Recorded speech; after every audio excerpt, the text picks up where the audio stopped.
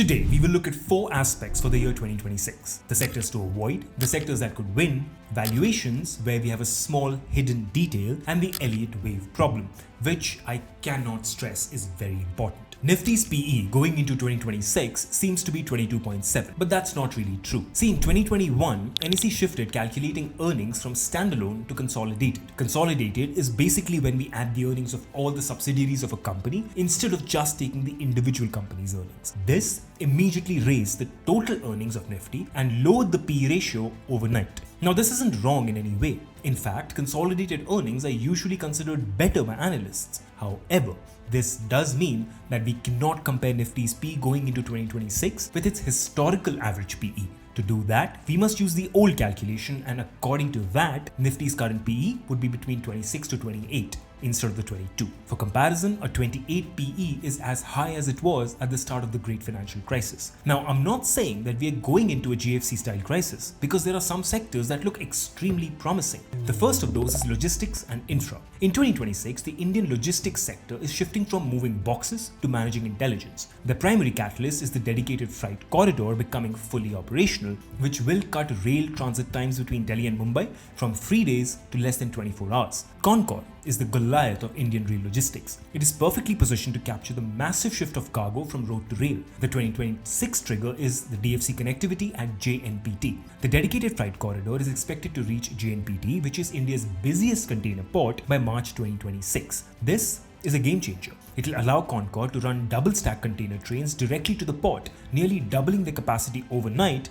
without adding new trains. They have an expansion into shipping as well, where Concorde is currently diversifying into coastal shipping and international high-margin routes. This reduces their dependence on just domestic rail and improves overall margins. In late 2025, they reported an 11% growth in throughput. By 2026, as the rail coefficient, which is the percentage of port cargo moved by rail, as that coefficient doubles, Concorde's revenue visibility becomes exceptionally high.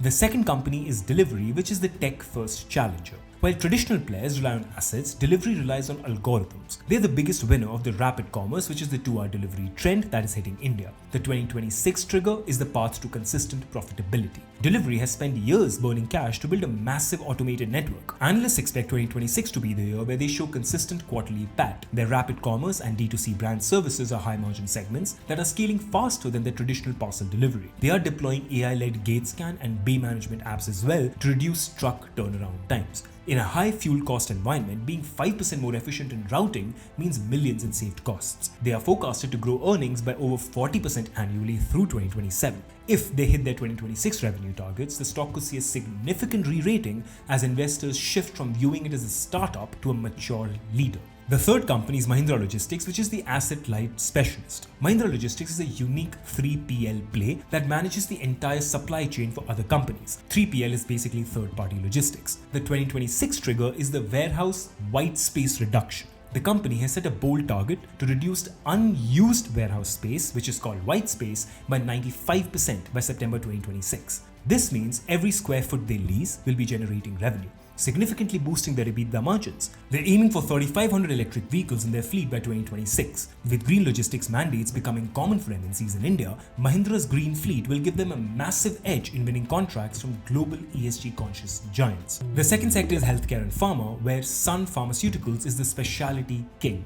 Sun Pharma has successfully pivoted away from the low-margin price wars of standard generics. They're now a global player in specialty medicines, which are patented complex drugs for specific conditions. For the first time, Sun Pharma's specialty drug revenue is expected to cross the 2 billion mark in FY26. Their key products include Lexelvi for hair loss and Illumia for plaque psoriasis. They are scaling up globally. Unlike regular paracetamol or antibiotics, specialty drugs have high entry barriers and better pricing power. This is reflected in Sun Pharma's EBITDA margins, which are among the best in the industry. With a massive cash reserve, Sun Pharma is actively looking for acquisitions in the biotech and onco-dermatology space to fuel their 2027 to 2030 pipeline as well. The second stock is Max Healthcare, which is the bed capacity aggressor. While pharma makes the medicine, hospitals are needed to provide the service. Max Healthcare is currently in its most aggressive expansion phase ever. Max has announced a mega plan to add over 8,300 beds, with a massive chunk of 4,800 beds becoming operational by late 2026 or early 2027. This includes major new facilities in Pune, Mumbai and Gurgaon.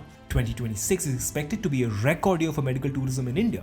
Max, with its high concentration of premium hospitals in Delhi and Mumbai, earns significantly higher average revenue per occupied bed from international patients who pay in USD. Max operates at a 76% occupancy rate. Their strategy of brownfield expansion, which is adding towers to existing hospitals, allows them to increase capacity at a lower cost and faster speed than building from scratch. The wildcard for 2026 now is Dr. Reddy's, with the weight loss war coming to India. The global obsession with GLP-1, which is a weight loss drug like Ozempic, is coming to India in a big way. Dr. Reddy's has already signaled a 2026 inflection point.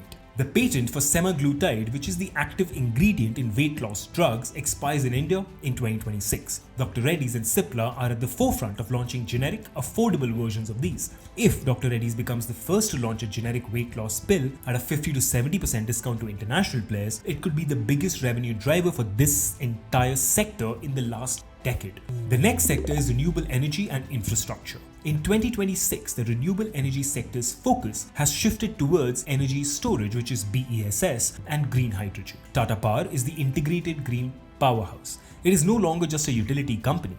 It's vertically integrated green ecosystem, meaning they manufacture the panels, build the plant, and run the EV charging stations. Tata Power has set an aggressive target to reach 7.3 gigawatt of operational renewable capacity by the end of FY26. They are currently adding capacity at a record pace of 752 megawatt in the single quarter in late 2025. For years, the Mundra thermal plant was a drag on profits due to high coal prices. By 2026, with better regulatory pricing and lower coal costs, this drag could turn into a cash cow that funds their green expansion. They plan to have over 100,000 EV charging points operational by 2026. As EV adoption hits the S-curve in India, Tata Power is effectively becoming the digital petrol pump of the country. The second stock is Suzlon Energy, which is the wind god. It's showing a turnaround after a decade of debt struggles. Suzlon has emerged as a debt-free company with a massive 6.2 gigawatt order book, the largest in its history. Suzlon is also targeting a massive 2 gigawatt of new orders in the second half of FY26. Their Puducherry facility is ramping up to full utilization, and they are moving towards a high-margin EPC model.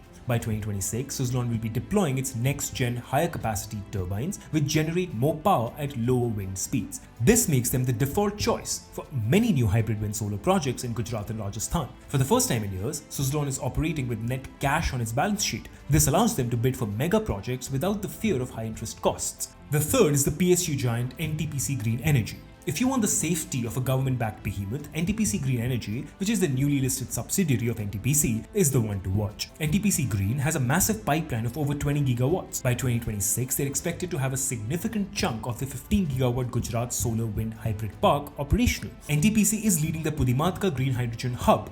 In 2026, we expect to see the first successful blending of green hydrogen into PNG, which is piped natural gas network, at scale.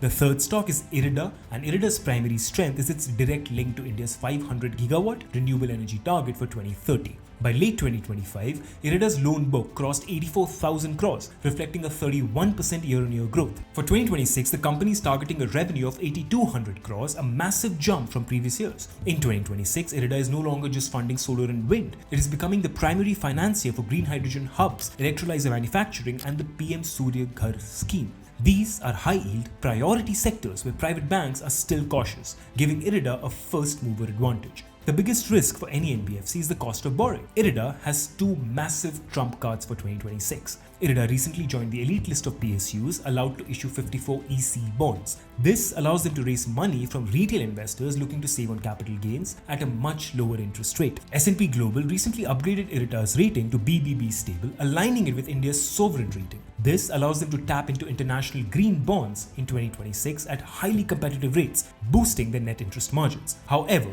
there are also sectors that must be avoided. In 2026, the market is punishing sectors where the hope was priced far ahead of the actual cash flow. Small and mid-cap consumer tech, which are new age companies that have failed to show consistent EBITDA profitability, are the primary targets. 2026 is the year of valuation reckoning for companies that relied on high burn rates.